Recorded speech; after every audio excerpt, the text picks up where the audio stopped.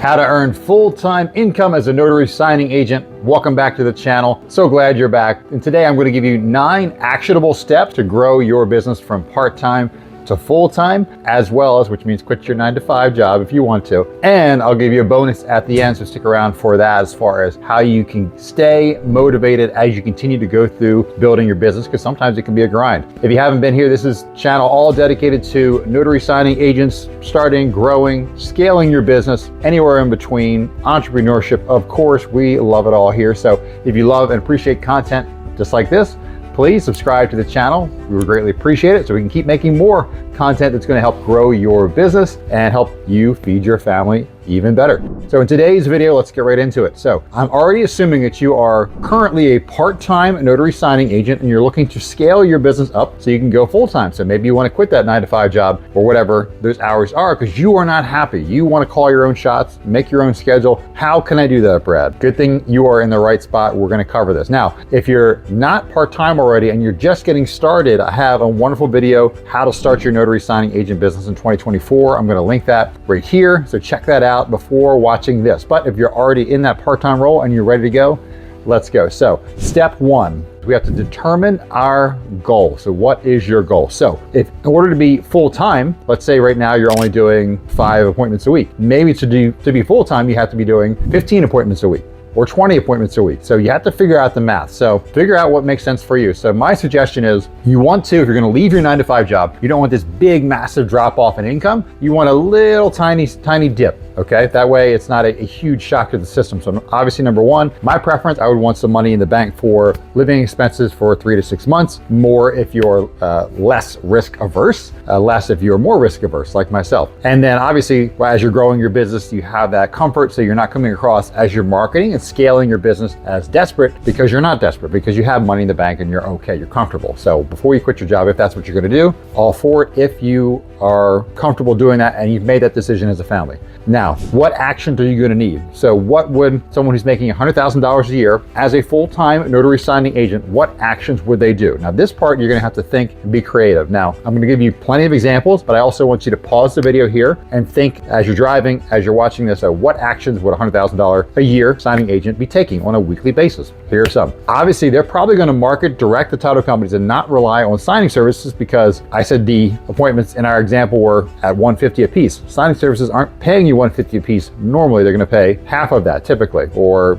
60% of it. So I am assuming that you're working with direct title clients. If you aren't, one of the things you need to do, step 1 on those action steps, is market to title companies. Now, some of you will market to realtors and lenders. That's fine. I just call this office visits as my weekly input. Something else you can do, making social media posts. So the busiest signing agents and signing service owners just tell the most amount of people that they are in business. So part of this is using free marketing like social media, where it just takes your time and very little money to let people know that you're in business. So for me, office inputs are 1, social media posts are another input. How many am I making a week? So my minimum is 1 post a day. Ideally, I prefer to be 2 to 3 posts a day or more. Obviously, the more you're posting, the more potential for the people you want to see it to see it. Next, how many follow-up emails did I send? So obviously, as you're adding all these contacts in, you have to continue to follow up, because if you don't follow up, you're not going to get that business, because quite frankly, no one's going to use you for the most part right out of the gate. That's not how it works. You didn't get married on the first date. It took a long time. So they have to get to know you and develop that trust and know what you're all about. So typically, on average, to purchase, it's usually 8 times, 8 touch points before someone will purchase something from you, a product or service. Next, okay, we have our action steps. Third, we're going to determine our weekly inputs. So let's say your list is going to be office visits,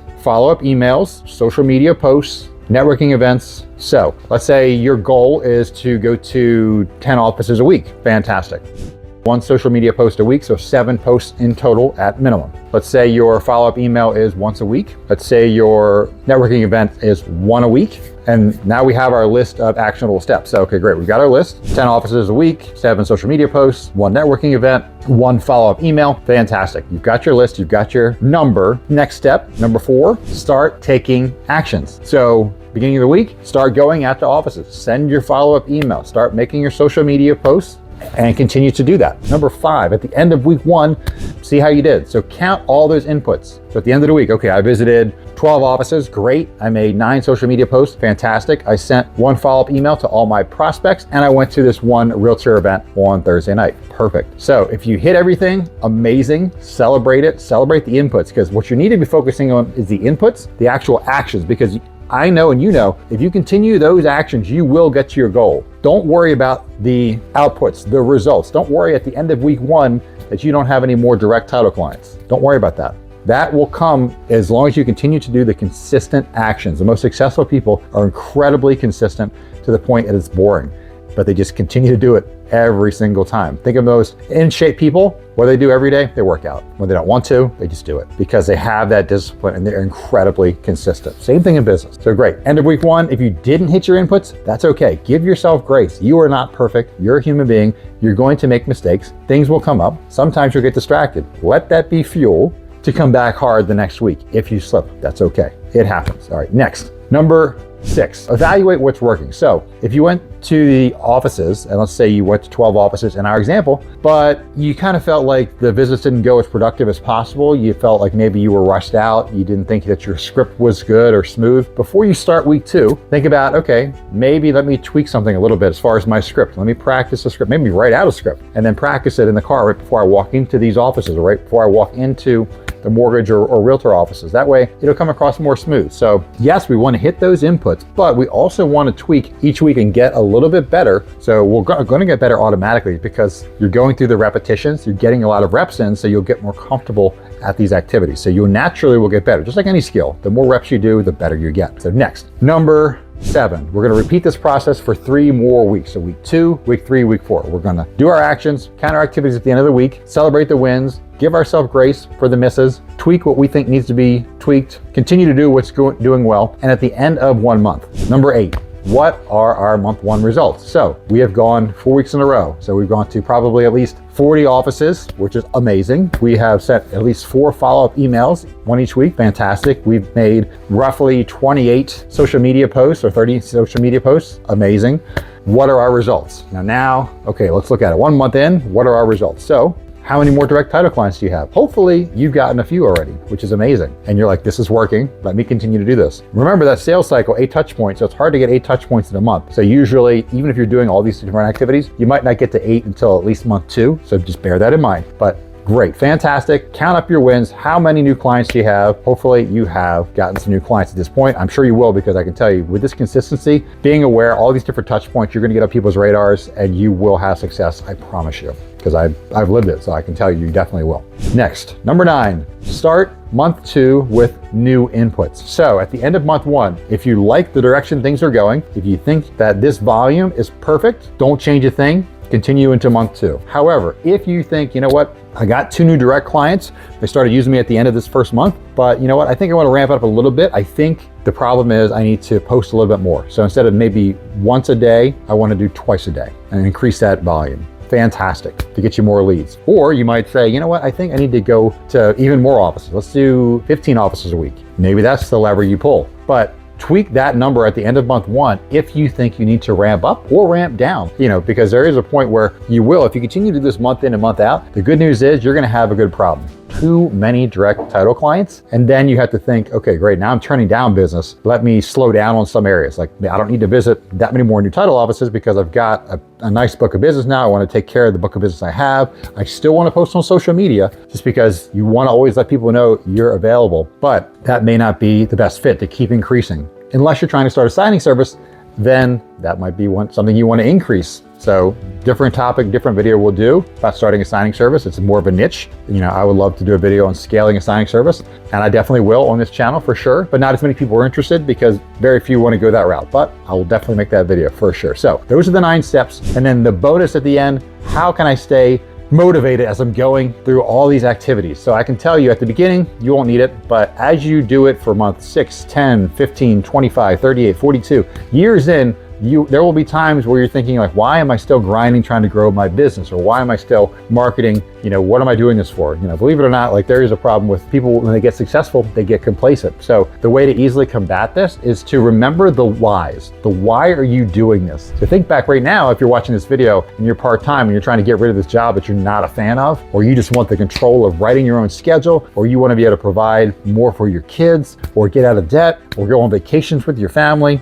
or yourself, or whatever it is for you, leave a legacy for your grandkids, whatever it may be, start investing in real estate. I can go on and on. Like whatever it is right now, it's on the top of your mind, it's very fresh. And you're like, yes, this is my motivation to go full-time and ditch this job I'm not a fan of. I get it, but I promise you, when you do go full-time, there will be a point where you will get complacent and you have to remember why you're doing this. So a good tip is to write down your whys. So one of my whys is to leave a legacy for my grandkids and my kids and their grandkids, and that way they know I was the one in our family tree that dramatically changed the direction in a positive way of our family. I got to push myself more. I reference that, my whys, so I can remember like why I'm doing what I'm doing. I'm doing it because I'm doing it for my kids. I'm doing it for my wife. I'm doing it for our future family and their kids. So I'm all these different things. Think about all these whys to keep yourself motivated. So I hope this video has brought you tremendous value. And if you're in this part-time scenario where you're trying to go full-time, my hope for you is that you go full-time by implementing these action steps, getting more direct clients, getting more signing service clients as well, feeding you work so you can have as much or as little work on your plate as you want, and you have the flexibility and the time freedom to make your schedule whatever you want it. Because I can promise you, it's been that way for years for me, and it is amazing, and I would never go back. And I love the time freedom and the flexibility, and I want that for each and every one of you entrepreneurs watching this video, because it's just something money can't buy. It's just amazing, and I want that for all of you. So, and I hope you feel that right here, because I truly do. It's incredible, and I wish it for everyone that really wants it and is willing to work and bust their butt to get it. So it would mean a tremendous amount to me if you go full-time and some of these steps have helped you get there, taking those action steps. If you can throw a comment, shoot me a message, whatever. My link tree is in the description below, where you can find me on all social media. That would fill my heart tremendously. So until then, get your grind on, continue to build your business to whatever you want it to be. And I hope I've helped you in some way. Again, if you haven't already, please subscribe to the channel, and we will continue to make notary content that will help you as you grow and scale your business to take it to the next level. And I appreciate you staying on the video so long. Until next time, peace.